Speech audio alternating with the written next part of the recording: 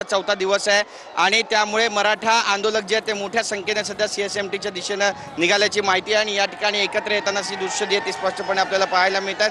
पोलिसांचाही मोठा बंदोबस्त जो आहे तो या संपूर्ण परिसरामध्ये तैनात करण्यात आलेला आहे। एका व्यक्तीला या ठिकाणी खांद्यावर घेतल्याचं सुद्धा चित्र आपण पाहतोय। त्याची सायकल देखील यांनी उचलून धरलेली आहे। त्यासोबतच आम्ही कोपरगावकर नावाचे जे बॅनर ते सुद्धा झळकत आहे। सदैव एकनिष्ठ मनोज जरांगे यांचा फोटो त्या ठिकाणी लावण्यात आलेला आहे। काही वेळापूर्वी या ठिकाणी काही हुल्लडबाज तरुण देखील आपण पाहिले जे पोलिसांच्या बॅरिकेडवर गाडी सुद्धा खेळताना दिसत होते। यानंतर पोलिसांनी त्यांना हटकलं आणि मग हे सगळे तरुण बाजूला हटलेले आहेत। एकंदरीतच बंदोबस्तामध्ये वाढ करण्यात आलेली आहे। बऱ्याचशा गाड्या या संपूर्ण परिसरामध्ये पार्क करण्यात आलेल्या आहेत। जी वाहतूक आहे ती सुद्धा सध्या बदलण्यात आलेली आहे। जे मार्ग पोलीस ठाण्यापासून ते मंत्रालयापर्यंतचा जो रस्ता आहे तो पूर्णपणे बंद ठेवण्यात आलेला आहे। तर मंत्रालयापासून जे मार्ग कडे जाणारा जो रस्ता आहे तो देखील बंद आहे। त्यासोबतच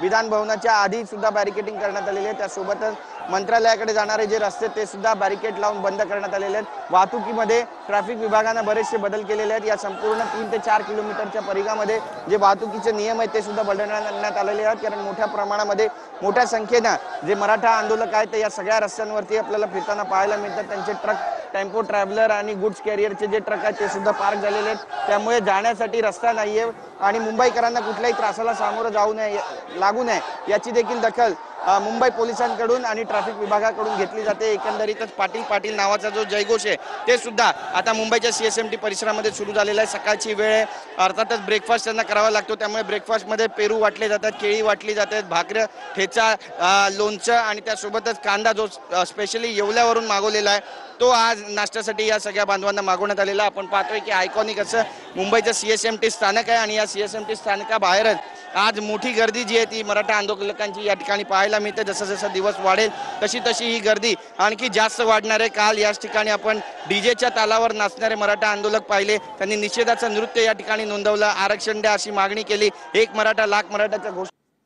आणि आता आपण पाहतोय की कशा पद्धतीचं वातावरण जे ते सध्या मुंबईच्या सीएसएमटी परिसरामध्ये मागील 3 दिवसापासून अशाच पद्धतीचं जे वातावरण आहे ते सध्या मुंबईच्या या सेल्फी पॉइंट समोर असलेल्या सिग्नल बाहेर आहे। पोलिसांचा मोठा बंदोबस्त आहे। पोलिस समजावून सामंजस्याची भूमिका घेत आहेत, विनंती करतात आणि रस्ते मोकळे करताना सुद्धा समन्वयकांशी बातचीत करतात। कारण मराठा आंदोलकांशी बोलल्यानंतर आणखी जास्त तीव्र प्रतिक्रिया आहे त्या उमटताना सुद्धा पाहायला मिळालेल्या आहेत। त्यामुळे मराठा समन्वयकांच्या संपर्कात सध्या मुंबई पोलीस आहेत। त्यांना सांगितलं जातं आणि मग समन्वयाच्या माध्यमातून या मराठा आंदोलकांना निरोप पोहोचवला जातोय, जेणेकरून वाहतुकीस कुठलाही अडथळा होणार नाही। एकंदरीतच जी परिस्थिती आहे ती कशा पद्धतीची आहे ते देखील आपण मागच्या 3 दिवसांपासून पाहतोय आणि आज कशा पद्धतीची परिस्थिती राहणार आहे, मनोज जरांगे नेमकं काय बोलणार आहे हे सुद्धा पाहणं तितकंच महत्त्वाचं ठरणार आहे।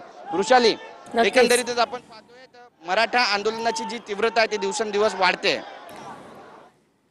नक्कीच धन्यवाद गिरीश, तुम्ही दिलेल्या या माहितीसाठी। आज आपण पाहतोय सीएसएमटी स्थानक परिसरात आंदोलकांची मोठ्या प्रमाणात गर्दी आहे। आंदोलक जे आहेत ते हातात आता पोस्टर्स घेऊन सध्या या ठिकाणी आहेत। जोरदार घोषणाबाजी, पाटील पाटील अशी घोषणाबाजी देखील या आंदोलकांकडून केली जाते। तर दुसरीकडे चर्चगेट स्थानकात देखील आंदोलकांनी ठिय्या दिलेला आहे।